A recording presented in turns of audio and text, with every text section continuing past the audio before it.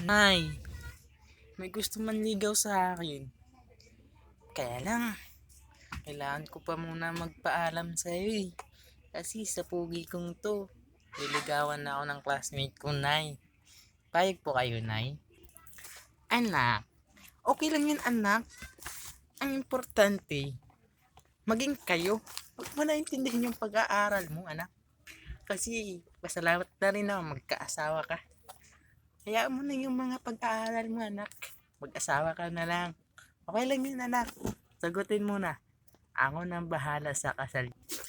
Sige, Nay. Pupuntahan ko na lang siya bukas. At sabihin ko na lang na dito na siya titira, Nay, ha?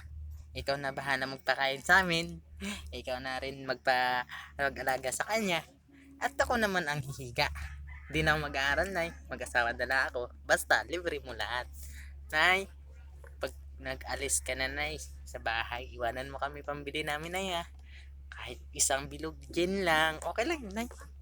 Hanay, hindi na ako mag-aaral. Bye-bye!